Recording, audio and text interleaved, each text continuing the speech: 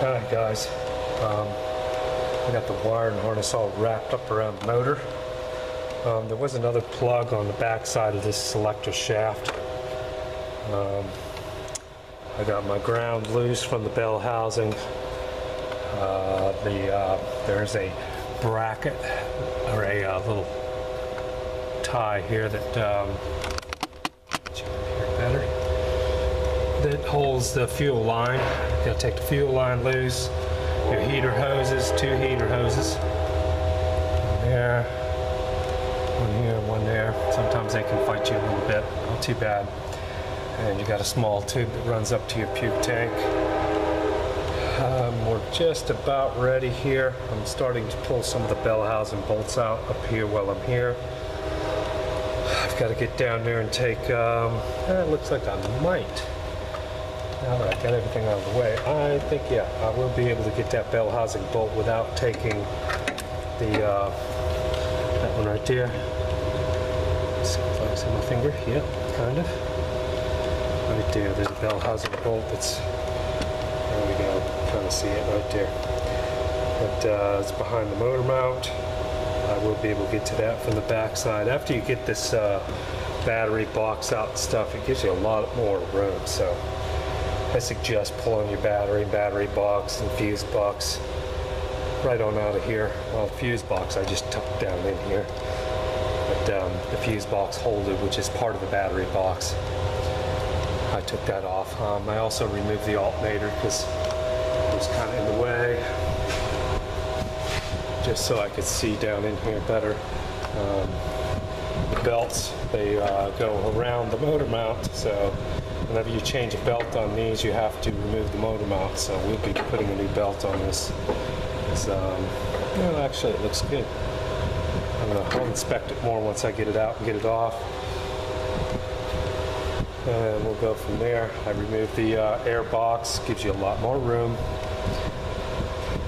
And now I've got to drop the air conditioner down because I don't like to discharge the system. I don't even know if this system's charged because the guy that sold it to him told him everything worked perfect, but you know how that is.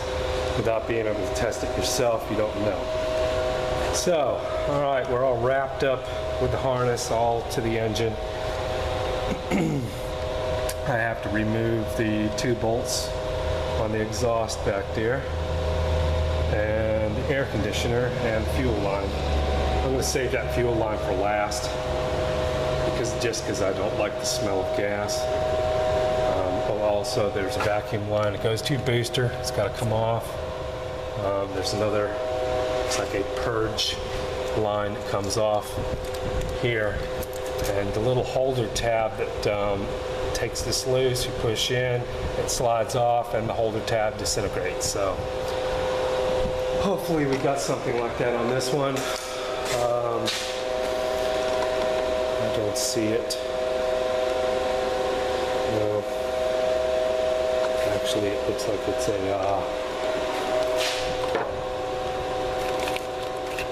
yeah, they removed it. And they broke it off. That's how they removed it. They just snapped it right off. So I'll be changing that sensor. Sometimes junkyards are a little rough. They just cut the fuel line here. You can see that down in there. Yes, there we go. They just cut the fuel line off. So I'll be changing the fuel line.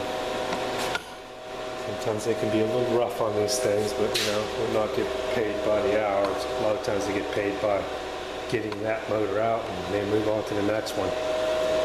But that's where we're at now. Alright, I'm really going to go eat some lunch now, take a break. Then I'm going to come back, finish getting the lower bell housing bolts out.